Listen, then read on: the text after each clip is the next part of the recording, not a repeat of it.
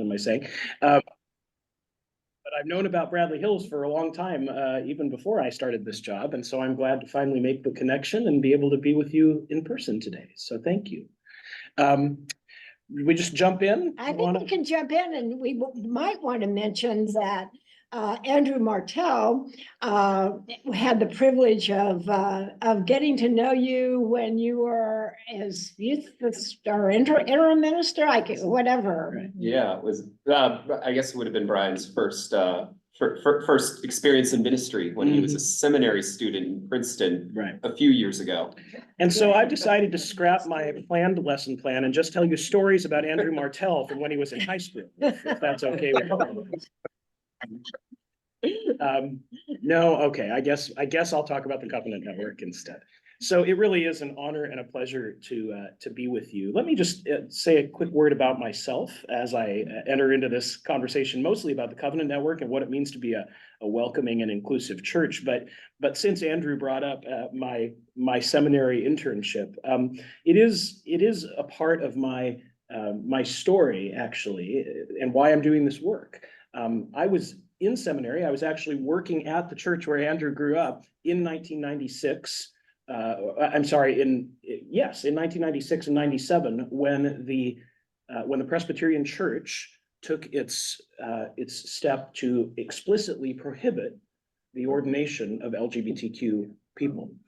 I was only then sort of coming to understand myself as gay, but that was not something that I had ever had the opportunity to talk about at church. The church I grew up in was pretty conservative. The college fellowship group I became part of had been pretty conservative. It wouldn't have been a safe place for me to talk about those things. And so as I was coming to understand that about myself in seminary, and watching the conversation in the church where it was clear that it was going to be prohibited to serve, but was feeling this strong sense of call to ministry, and a call that was being affirmed in places like Matawan, New Jersey, where I was doing ministry in a church, I made a choice, and it wasn't a very informed choice. It was just the place that I was in my life, that I was not going to talk about the fact that I was gay, and I was going to kind of suppress that, and go on to be ordained. And I wasn't in a relationship. I wasn't violating G60106B, but I was doing what a lot of people in the church did at that time, which is take a step toward inauthenticity in order to do what they believed God was calling them to do. I went on to be ordained in 1999. I served for 13 years as a pastor. All of those years, not talking about who I was. Now, along the way, I decided I wasn't called to a life of singleness. I met my partner now of 20 years. We started to be in a relationship, but wrestled with what that meant in the church as it then existed. Talked along the way about how we could have responded. And I have great admiration for pastors like Scott Winnett here, who chose to be authentic, who chose to be honest about who he was. I thought about taking that step in the church I was serving, but it wouldn't have gone the same. I was the senior pastor. I wouldn't have had a supportive pastor like Susan Andrews to be there with me. It would have been a real conflict in the congregation, and I didn't feel like that was fair to them. I considered walking away quietly, just sort of saying, time to go. But the church was growing. We had just called an associate pastor. We were doing a building project, and so that didn't seem faithful either. Of course, I could have ended my relationship or continued to suppress who I was, and that didn't seem faithful either. And so I'm not sure I made all the right choices, but what I did decide is that I would continue trying to serve the church and hold all that together. I did finally come out to that church after the church changed its policies in 2012. I didn't come out, though, until I was in the final stages of accepting this job to be executive director of the Covenant Network. I sent them a letter that said, I'm sorry to say I'm leaving and I'm gay. Not sorry about that part. I will tell you, though, in the 6 or 8 weeks after that, the ministry I shared with that congregation was some of the best of my entire 12 years, because it was done with authenticity. We had meaningful conversations, and And I will say that the hardest conversations I had during that time were not with more conservative folks in the church, not with folks who were troubled by my being gay. It was with the people who were completely supportive. It was with the ones who said, how could you not share this with us, this part of who you are? You know, and I feel that. I feel that still. And it's actually what motivates me to do the work that I'm doing with the Covenant Network of Presbyterians, working with congregations to help them be more authentically welcoming of all people, LGBTQIA plus people into their life and leadership, strengthening the ways that the church can be intentional in its welcome. It's because of that experience of seeing the difference between inauthenticity and authenticity, and the necessity of a community that is safe and affirming for not only ministers, but for all people. And so that's what motivates me. It's what keeps me traveling and getting in with thunderstorms at 1 a.m. on Friday nights to come to places. And I'm really, really glad to be able to share with you and to do that in a church that has in so many ways modeled what it means to be an authentically inclusive church. I want to ask, just to get to know you all a little bit, and I know those of you on Zoom can chime in as well. Just a few of you, would you be willing to reflect on these questions? What are the most welcoming things we do as a church? And we'll start with that first question. There, I'll take that one off the screen. What are the most welcoming things we do as a church? I would say the most welcoming thing we do is we welcome. And I think last Sunday, our youth service was an indicative of how much we're growing with new families and lots of teenagers, and it's really impressive. That's great. We had 24 youth participating in a meaningful way to lead the service, but yeah. And I hope you know what a rare, wonderful blessing that is in the Presbyterian Church today. That is such a gift. Yeah, but we also, express in print our intent as people and on the website, and then I do think we try when people come to be welcoming, to let people know. Yeah. I think with adult ed, we've had at least several programs where we celebrated Pride. And either in Pride Month or soon around that time of year, because it's important for people to feel confident in who they are. Thank you. Anyone on Zoom want to chime in? I guess you just unmute and talk. Is that how that works? We can. No pressure. Anybody remotely with us that would like to tell us It's okay. how you think we're welcome? Okay, I'll quickly say something. This is Alvin Stencil. I live in Florida, and the work that the church has done to keep us in touch, those of us who don't live in Bethesda anymore, has made such a difference in my life. So I'm deeply grateful to the welcoming effort they've made to keep us all in touch and keep us active in the church. I appreciate that, Alvin. And one of the things that you're saying, along with what others have shared, is you've talked about intentionality, about going above and beyond, doing more than what a church has to do.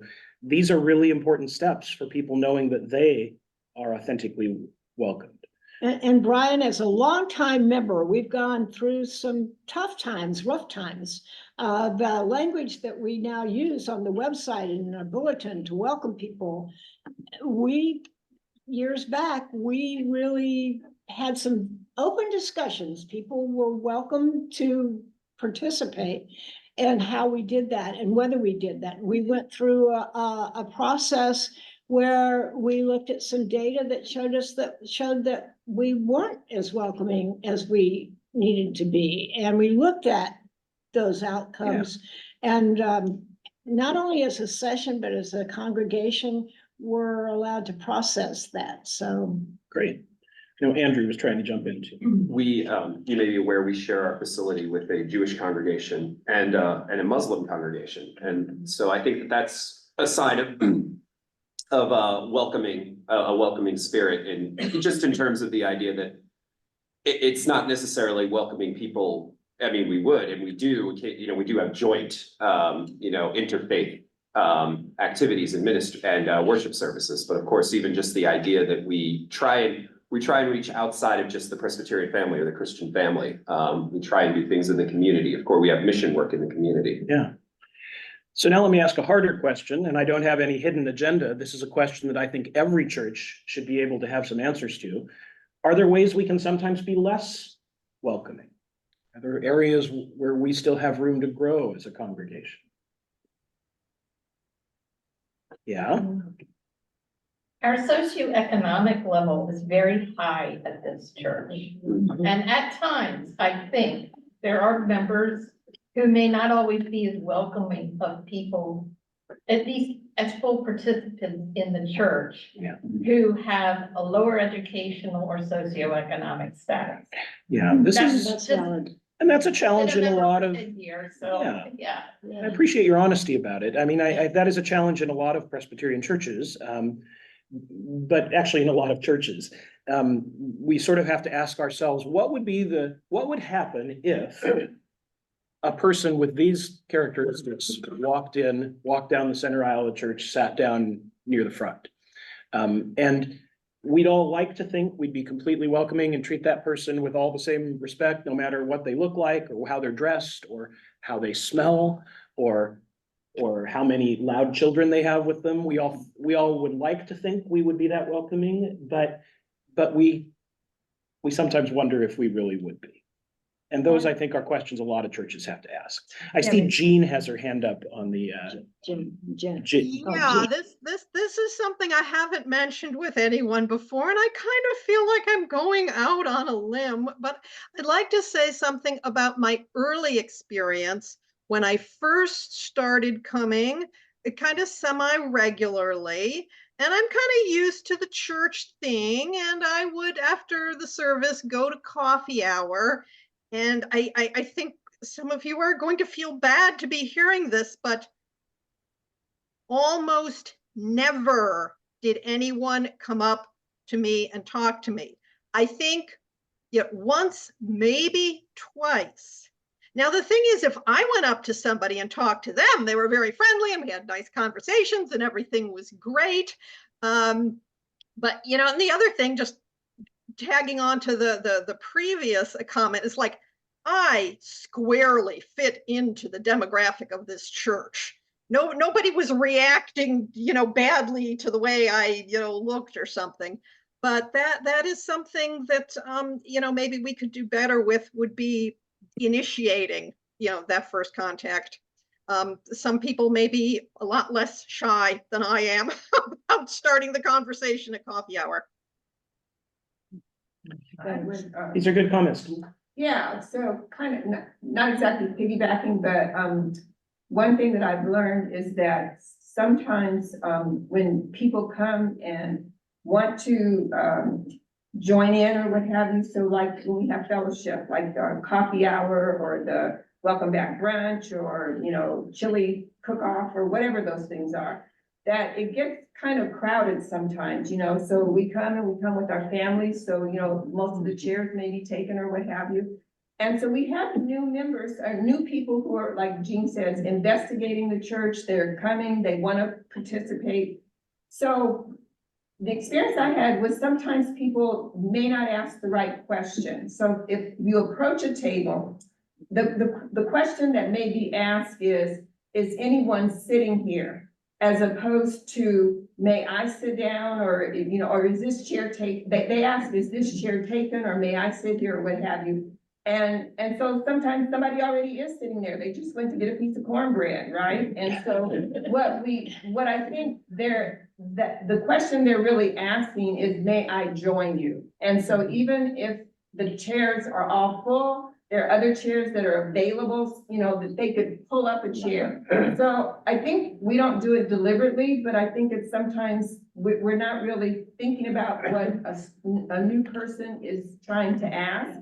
And so that really our default should always be, why don't you sit here? Take my, and why don't you join our table or what have you? So that's a kind of switch from answering the literal question that somebody has asked. And what you're talking about, I think, is what we might call hospitality. And I think most churches would agree, most Christians would agree, hospitality is a virtue. It is a good thing. I often talk about hospitality in our work welcoming LGBTQIA plus people, because even folks who don't even know what those letters stand for, or aren't sure they completely understand or agree with diverse gender identities or sexual orientations, still believe in hospitality. And it's an entrance into a conversation about what it really means to be church together and what it really means to show God's love to people. Sometimes we get caught up on the questions about, now, what are you really saying? Who are you really? What are you claiming is true? What does the Bible say? When we could start with these basic hospitality ideas that will enter us into relationships that will then transform our understanding as well. Let me talk a little bit about the journey that the Presbyterian Church has been on. And you've been, I don't know where the sound is coming from. Yes, it looks like there's someone who wants to jump in. Please, briefly. I wanted to say I'm a relatively new member, so I can speak to my own experience as well. I know the last time that I was in church, I can't remember why it happened, but there were a few of us talking to each other, didn't know each other well at all. And we were talking about how helpful name tags would be. Sounds like a silly little thing, but it really would make a difference if you're going to go up to someone and say hello, or if you see someone you think you might know, but you don't remember their name and you don't want to be embarrassed. So you can at least have some way of identifying them. But I also think there's something about how you get new members involved. You know, maybe rather than just having a service or a ceremony where they're accepted, if there was a new members group formed when they start, so for say 3 weeks or some short period of time, where they get to know the other new members and maybe put some more seasoned members in the groups, so that there's just a way of connecting more seriously with one another. Because otherwise it's a little too vague and overwhelming. Even though it's a lovely church, it's welcoming, the service is fabulous, the pastors are both wonderful, but that connection with the members is really a key one that's missing. I want to move on from general questions of hospitality and welcome to focus on the LGBTQ issues that the Covenant Network works on. But I think the things that you're sharing are very important. They speak of intentionality and even the power of the little thing, like the name tag that Venus talked about. So the Presbyterian Church has been on this journey for a while, and you know that as a congregation, those of you who've been here for a while. We could talk about where that journey started decades and decades ago. Maybe a good place to start is about almost 50 years ago in the 1970s, when the church when some presbyteries were debating whether they should allow gay people to be ministers. And the Presbytery of New York City asked the General Assembly to rule on the question. And they appointed a task force because, we're Presbyterians and that's what we do. And actually there was a similar task force formed in both the Northern Church, the UPC USA, and the so-called Southern Church, the PCUS. They both formed task forces, and in 78 and 79, they offered the same definitive guidance that was approved by the General Assemblies that said self-avowed practicing homosexuals, that's the exact language, could not be ordained as deacons or as elders or as ministers.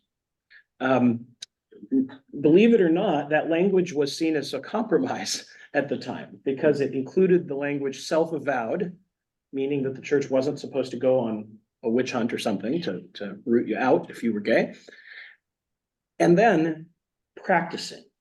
And that word, by the way, is perhaps the most sneaky part of that prohibition. What the prohibition wanted to do was to separate a person's behavior from their identity. It wanted to say, we love you no matter who you are. You're welcome here no matter who you are. You can do whatever you want no matter who you are, but you can't have sex.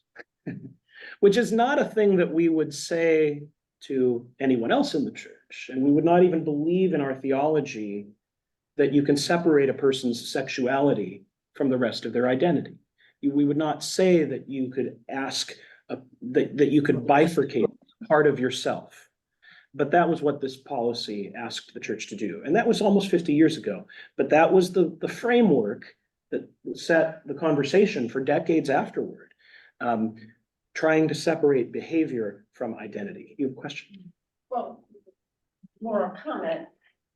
In my view, it was only ever enacted against gay people. Yes. There were many unmarried people in the church having sex outside of marriage. 100%. We'll get to that. We'll get to that. So the church wanted to take care of that. Right. Well, So but no, you're look at the exactly next right. step. The distinction between LGBTQ people's sexuality as scary, different, other versus heterosexual people's sexuality is one of the key things to notice. It also came into the church's debates on the subject of marriage. In 1983, when the churches reunited and we adopted our new Book of Order, there was a paragraph about marriage, of course, and what it said was, marriage is a civil contract between a woman and a man. And that was true, by the way. That was an accurate statement of what marriage was in 1983 in every state in the country. But because that language was in the Book of Order, the Constitution of the church, it became the prohibition later on when states started to open up the possibility of legal same-sex marriage.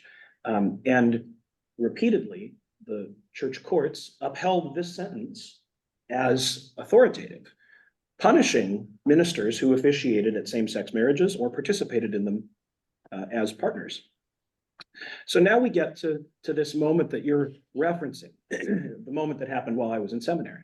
In 1996, the assembly voted, and then a majority of presbyteries ratified this change to the Book of Order that added these words, saying among the requirements for ordination is chastity, or sorry, fidelity in marriage between a man and a woman, or chastity in singleness. There is no mention of LGBTQ people or of homosexuality. But as you point out, this was only ever enforced with regard to LGBTQ people. The paragraph went on, persons refusing to repent of what the confessions, that's the Book of Confessions, the other book of our church constitution, call sin, shall not be ordained or installed. And even the more conservative folks who pushed for this change realized that later that was probably a mistake to add on that sentence. Yeah. They were trying to ground it. They were trying to show that it was theological and not just hurtful. But in fact, what it did is you swept up a whole lot of other things that the confessions call sin, like women performing baptisms, I'm sorry, or like lending money at interest, or gluttony, which is not something we've been grilling our deacons and elders on before ordaining them, is it? And because it included that sentence, it sort of, I think, revealed what is really going on. That this was shrouding in theological language, something that was really a very targeted attack on a group of people. But there it was, and it was in our Book of Order. Now, the good thing about being Presbyterian is that when we make decisions, they are not usually final decisions. We keep talking about them. And this, by the way, is when the Covenant Network was founded in 1997. As soon as this went into the Book of Order, the Covenant Network came together to try to get it out of the Book of Order. So even though there had been other groups existing in the church to advocate for LGBTQ people before the Covenant Network, this was founded by a group of church leaders. Susan Andrews was part of the founding of the Covenant Network. And served on its board in some of the early years. It was church leaders who mostly weren't gay themselves, mostly weren't LGBTQ, but they said, this can't be the church that we become. We have to change this. Now, what I think they will also tell you is that they thought it wouldn't take very long. They thought it would be a well-organized, well-financed effort to educate and win some votes. Turns out it took longer than that. They did succeed the very next year at General Assembly in voting to remove it, but the majority of presbyteries didn't agree. And that happened again in 2001, and that happened again in 2008. Each time a few more presbyteries came along, but not a majority. The good part is that what was happening during that time, thanks to the Covenant Network and to others, is that the church was starting to develop a theological vocabulary for sexuality, for LGBTQ people. We were starting to understand more things we hadn't really talked about in church before. There were books, there were videos, there were national conferences. And over time, the church started to be able to talk about this issue. Not everywhere and not every church. In fact, the reason I still have a job is that there's still a lot of places where that work was not done. But it happened in enough places that in 2010, the General Assembly voted to change that paragraph. And this time it was ratified. And the change that was approved scrapped that earlier language and replaced it with this. The council responsible for ordinations, that could be the session for deacons and elders, it could be the presbytery for ministers, shall examine each candidate's calling, gifts, preparation, and suitability for the responsibilities of ministry.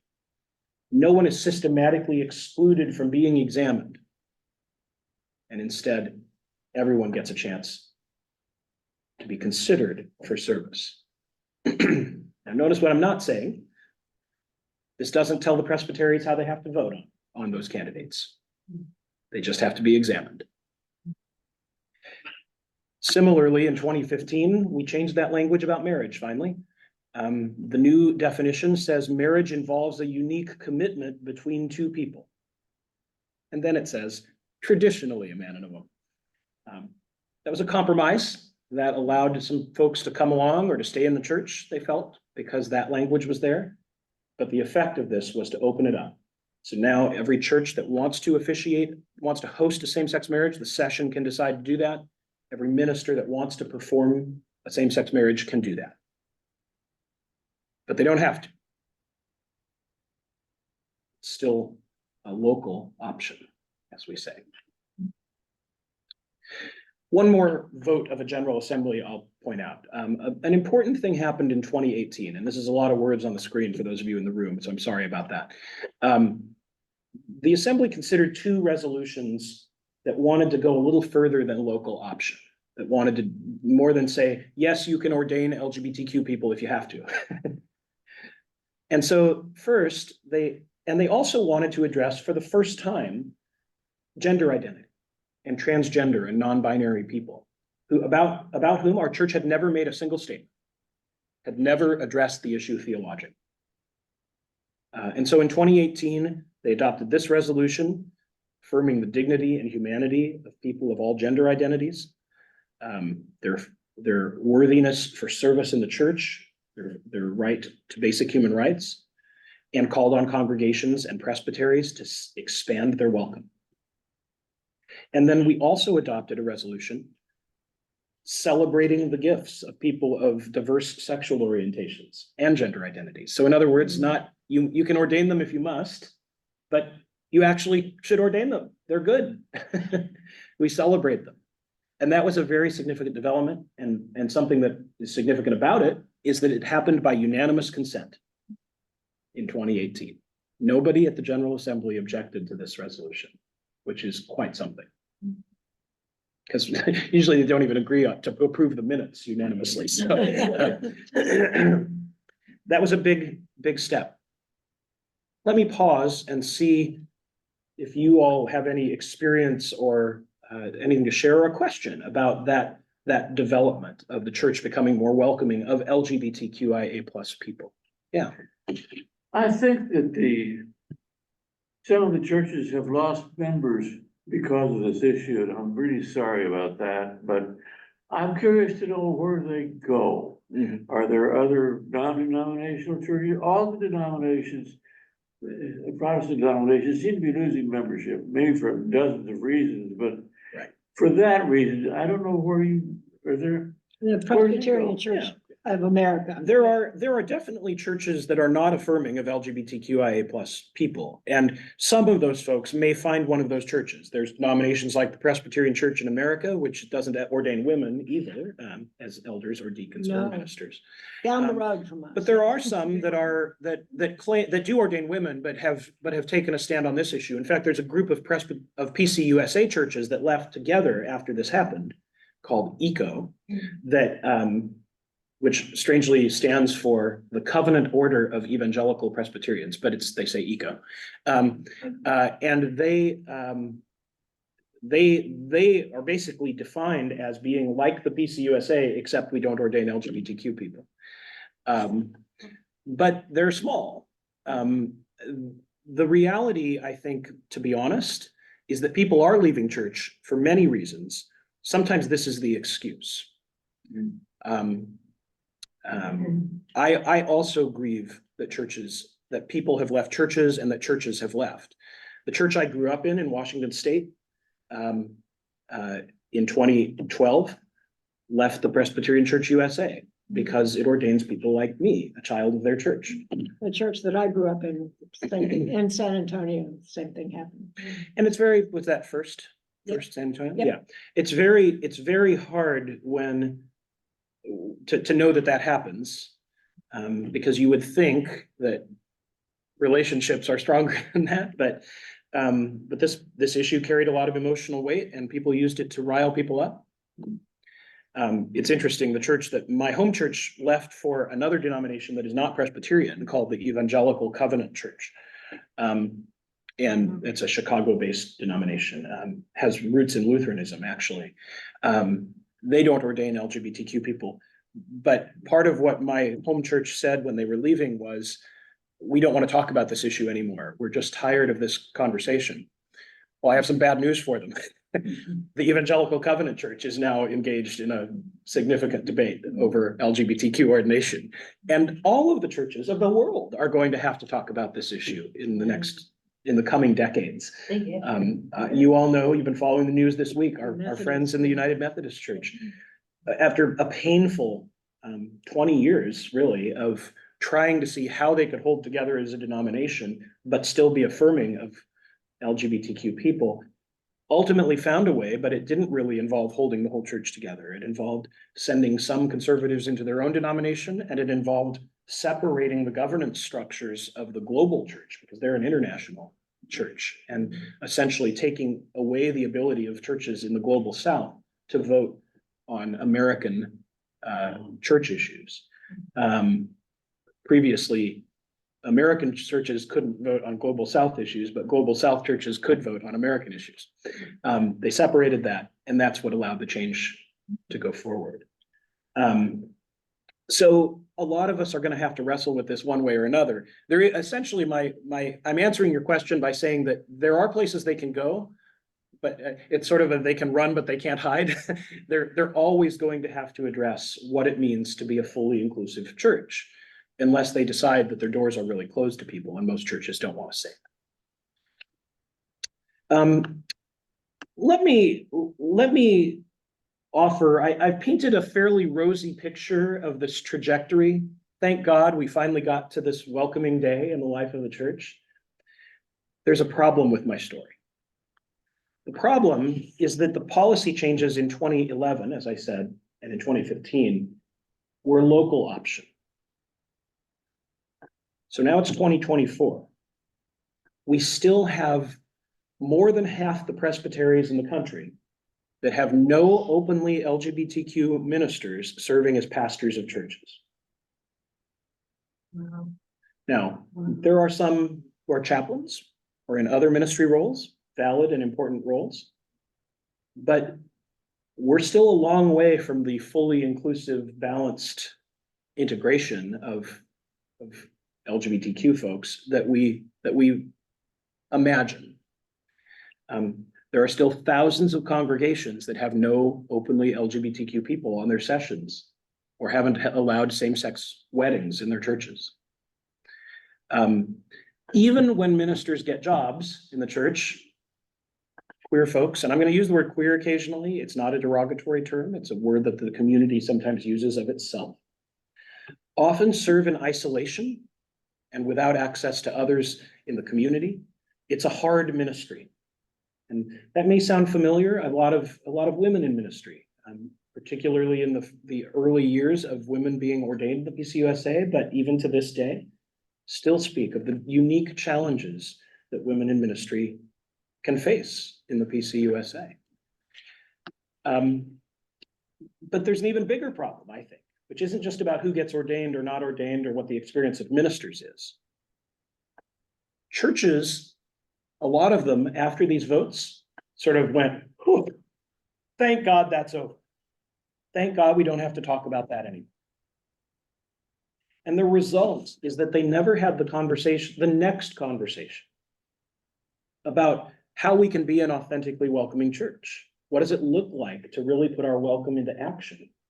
Even some very progressive, very liberal churches didn't do this work. And so now they're not only not celebrating the gifts of LGBTQIA plus people, they're not even sure that gay folks in the community know that they're safe at that church, know that that's a place where they would be welcome. Or when they come, they aren't as welcome as we think they are. You know, I asked you to reflect a little bit self-critically about who is welcome in your church. Every church has to ask these questions of what is the actual experience of a same-sex couple, of a single LGBTQ person when they show up at our door? Are they fully embraced in the community? Do they have the same opportunities for service? Are they visible in leadership of the church in the same ways? These are questions that a church needs to ask itself, even a very inclusive, very progressive church. I'll pause again. Are there questions or comments about any of that? What do you think keeps churches from being more welcoming, from engaging on these issues? What do you think people know and think in your church's experience? Steve. Oh, yeah, please. We've had some discussions on whether or not to put out the pride flag during June. To attach it out to the Bradley Hills church sign. Yeah. And they've come to naught for a number of reasons, because that's not only our sign, it's also the BJC sign. Yes. And they would probably welcome it as well, but we would have to go through their board. Be a as well joint as our decision. session. Yeah. And then the second resistance was, if we do that, are we opening ourselves up to putting up a welcome sign every month or every few months for a different group? And does that then get confusing and water the message down? Great questions, and those are very frequent topics of conversation in churches. We'll talk a little bit more in a minute about intentional steps a church can take, but let me address the specific question of the pride flag, because it comes up in a lot of churches. I think not every church has to put out a rainbow flag. That's not the only way to show that you're a welcoming church. However, if you're not going to do that, you have to figure out what you are going to do. Because an LGBTQIA plus person does not believe, sort of as a default position, that church is going to welcome me. They're not going to give you a try to see if they're welcome and then make a decision. A banner that says something like "all are welcome," which was the banner that hung over the door of the church I served as pastor, is lovely and probably authentically true, but it does not attract a single LGBTQ person because they don't believe you. They've been hurt before. I think the problem with saying, well, what about this group and that group and this group and that group, is that statement assumes that LGBTQ people are in the same situation as every other group. There are other groups that have been excluded from churches, don't get me wrong. But the reality is that very few communities have been told by the church that they are sinful because of who they are. The reason for queer folks being excluded from churches the stated reason was not that they were different or that they looked different or that they were not the majority of the community. It was that they were sinners, that their lives were unworthy, Mhm. that they were committing violations of God's law. And so I think the church does have to go a little more overboard in extending the welcome to LGBTQ people than maybe to some other groups. It's also not a zero-sum game. There is enough welcome to go around. And to be honest, if you put a banner up every month that said, this group is welcome, these lives matter, I don't think that would be such a bad thing. Because the narrative that you're countering in the culture is that the church is not welcome. It's that Christians don't like gay people. And then there's some shame involved. That there's shame that that transgender people are violating God's law somehow. And that's what Christians believe. That's what the Yes. PRRI research is proving over and Yeah. over. Exactly. Yeah. That religious researchers are clear that the rising generations are not joining churches because they assume what the church believes and says about these things. They don't know that in 2018, the Presbyterian Church USA made a statement affirming the dignity and humanity of transgender and non-binary people. They just know that the word on your sign, I always say that what's the most important word on your sign? Is it Bradley Hills? Is it Presbyterian? No, it's church. And there's a whole lot of people who think who think they know everything they need to know about you from that one word on your sign. Yeah, we've got a problem that way. We really do. And the burden is on us to address that problem. It's not on them to figure out which churches help them and which ones hurt them. Yeah. So a couple of comments. First one is, I've worked with immigrant churches, especially even those under mainline progressive denominations, PCUSA, ELCA, and whatnot. And I feel like they're not even discussing that, a lot of them, at least the ones I work with. Even if the Global South one day changes their mind and say, yeah, we're welcoming.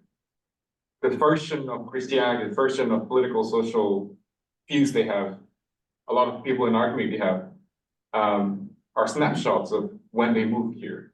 So I don't know, it's been incredibly hard to, even when the leaders and the ministers are open to those conversations, it just gets shut down immediately. Yes. And there's a generational stratification as well.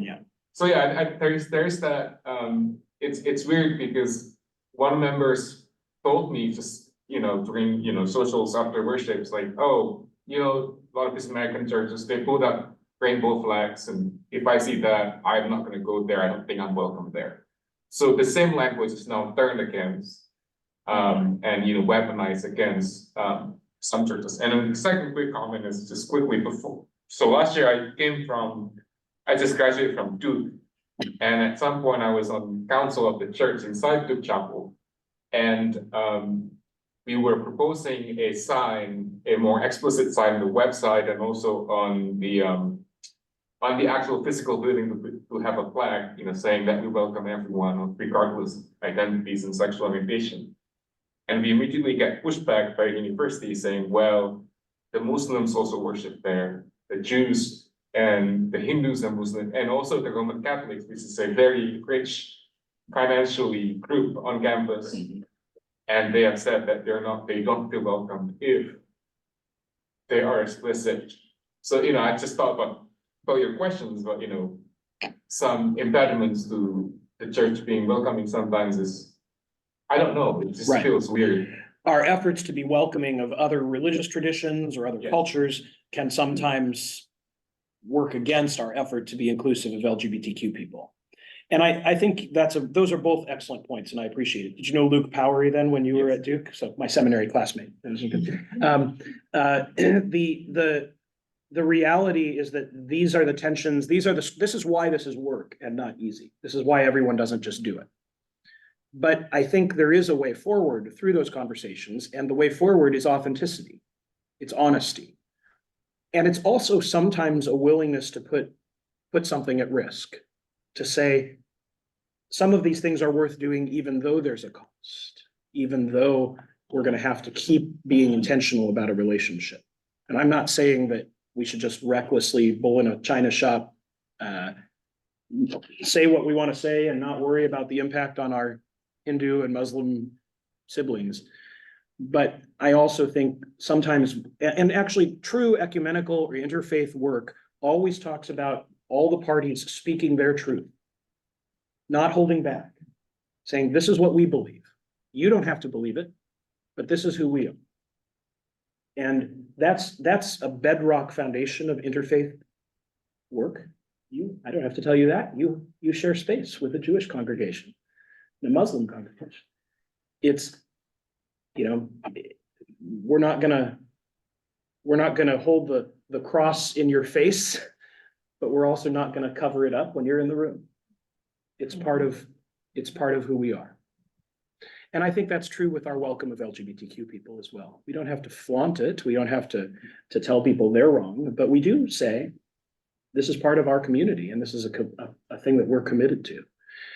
It's hard in a shared space, like, especially a secular shared space that's holding some space for people of faith. That's even more complicated. So this is an excellent transition to a conversation about the practical aspects of how we live this out. For me, this is a theological issue. It's not just a practical issue. It's not merely a civil rights issue, although civil rights is important and that's not to be diminished, but it's a theological issue. It's about authentically being the church. I think that's especially true for Presbyterians. What we believe about where Christ is, where we encounter the risen Christ. Where is God right now? Is God up in heaven far away? Not just there. We think we encounter God in one person. All people coming together especially. How do we make decisions in the church? Do we have a bishop? We don't. We have sessions. We have presbyteries.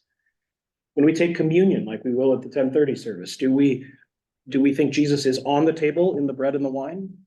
Not Presbyterians. We think Jesus is around the table in the people when they take it. Our theology is about Christ being present in community, and welcoming people is about giving them access to the place where we think God is, the place where the risen Christ is to be encountered. And if that's true, then that means that people not having access to community, if we are doing something intentionally or unintentionally that keeps people away from that place, that's a scandal to the gospel. It's hard to imagine a greater sin the church could commit. And if we know it's happening, to not fix it, to not address it. Again, even if we're not doing it on purpose, if we're not the ones doing the excluding, but we know that that's part of it, that people encounter it that way, I think that's complicity in this great sin. This is an urgent calling of the church if we're being true to our theology of introducing people to the risen Christ. So I think we can do that in a number of ways. I talked earlier about hospitality. I think the acts of hospitality we can show, some are very obvious. Name tags are a good start, but some are a little more complicated. I think we have to pay attention to the language we use in worship. I'm thinking especially of people of diverse gender identities in today's world, transgender and non-binary people who do not necessarily identify as male or female, or for whom those identities don't match their biological sex. If we say things in church like, welcome, brothers and sisters, which is how I learned to say it in seminary, we have to remember that there are people who don't think of themselves as male or female, who do not identify as brothers or sisters. Are they being welcomed?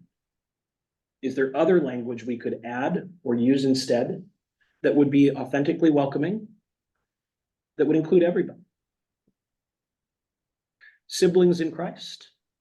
Maybe that sounds a little strange to you when I say it, but I bet if I said it every week at the start of church for 6 weeks in a row, it wouldn't seem strange anymore. Along those lines, of language, using the names that people ask you to use and addressing them with the pronouns of their identity is a crucial way of showing hospitality.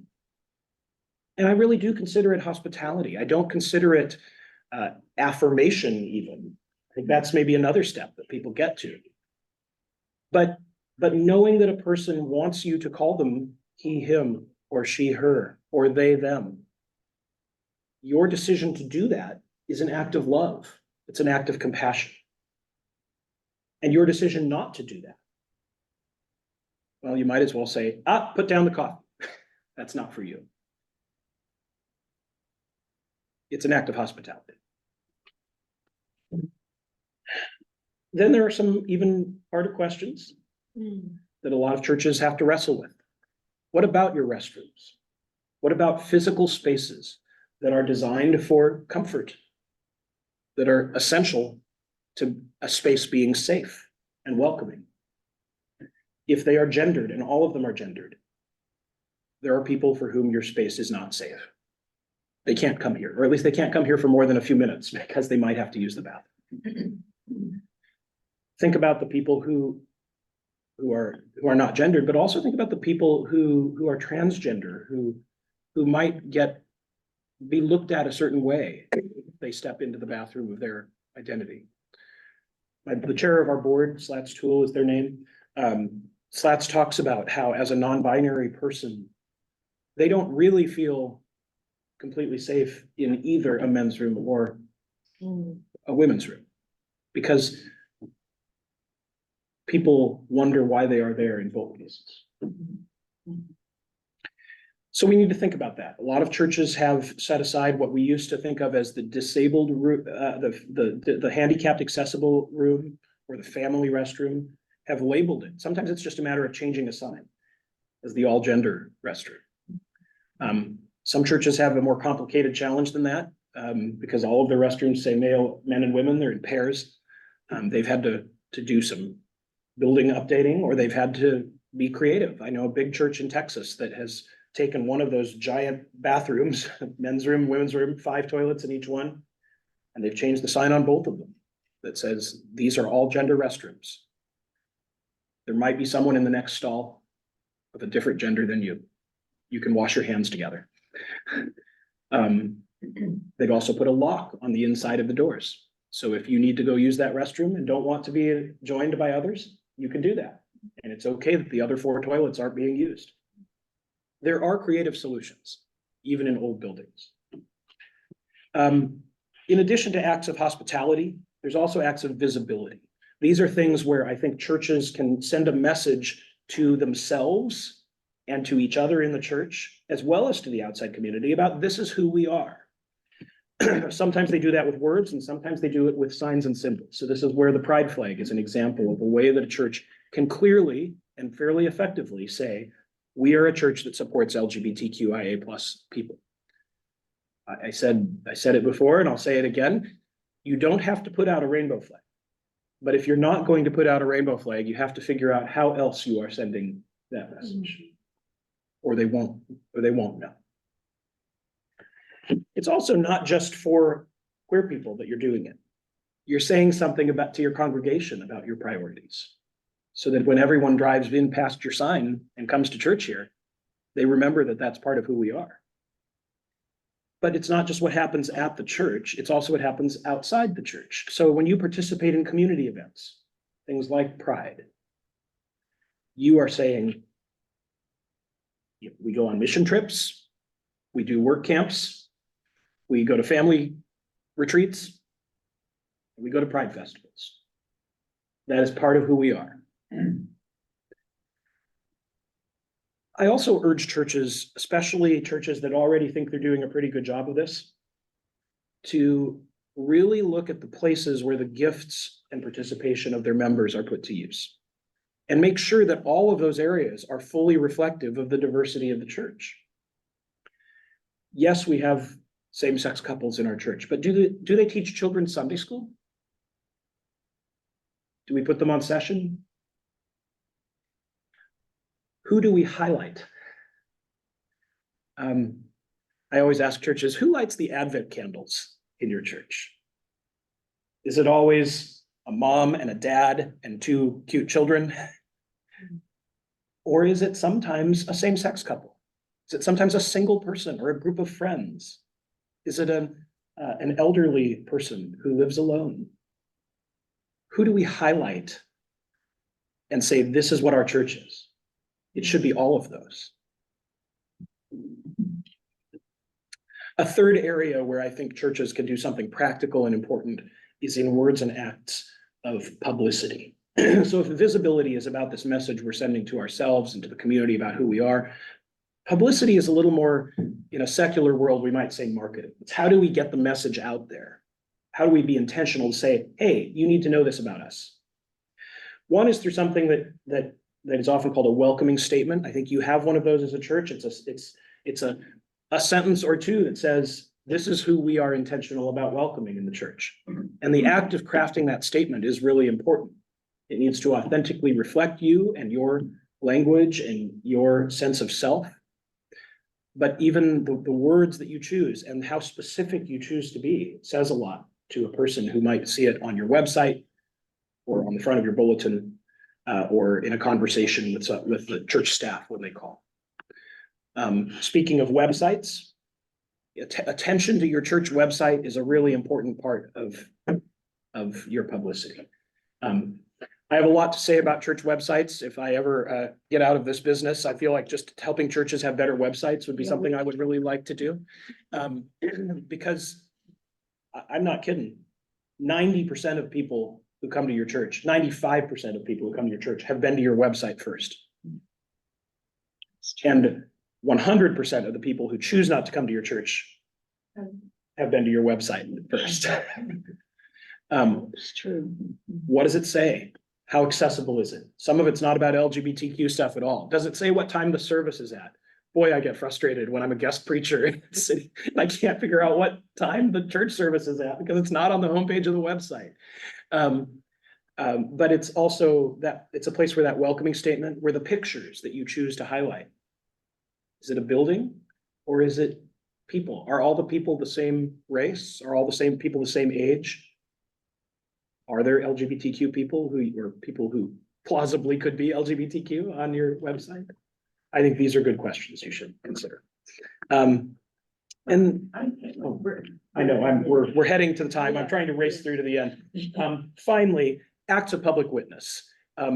You live, I think, in a fairly blue community. Is that fair to say? Yeah. That's not true for every church, but even here, you're still countering the narrative of what Christians believe. So testify at those school board meetings, go to the state legislature and say, I am an elder of Bradley Hills Presbyterian Church, Silver Spring, Maryland. And this is what we believe. That carries a lot of weight.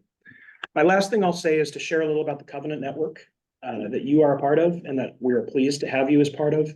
We continue to go strong and we count on your partnership. We're hosting conversations around the country that are Presbytery based. We call them Covenant Conversations. They bring together congregations that are at different places on the journey, including many that are not part of the Covenant Network yet, but that want to take the next step to being more safe and inclusive, supportive spaces. We're training a group of leaders, we call them Covenant Fellows, to go and meet with congregations and help them take the next steps on their journey. We're working with Presbyterian mission coworkers and ecumenical partners to help them as they consider some questions that the PCUSA has dealt with. I'm available to churches and to candidates for ministry who are in need of support or resources all the time.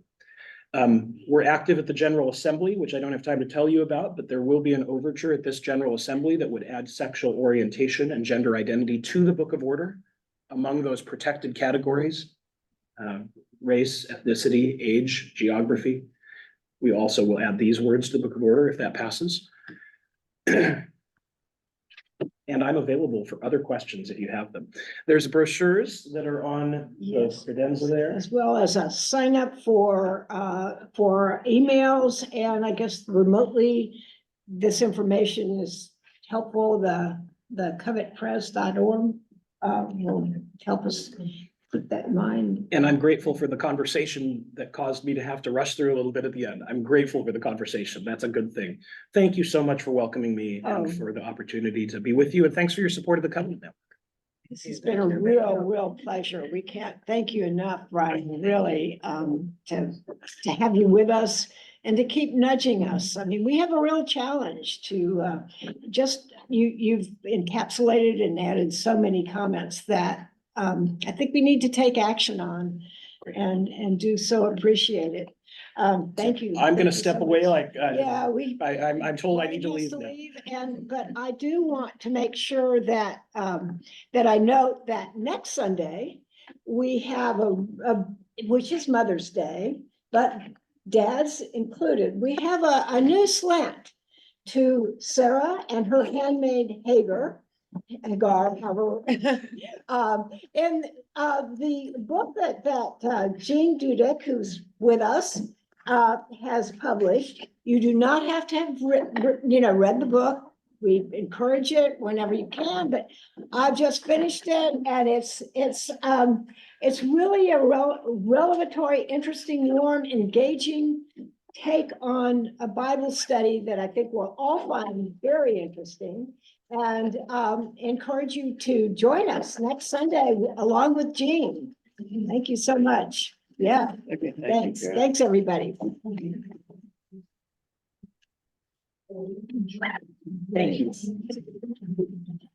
All right. I'll come back for this. Yeah, well, I was thinking, I'll put it back again. And just lay it out. And this is, and the articles. I'm gonna go ahead and say, Yeah. hi, everyone.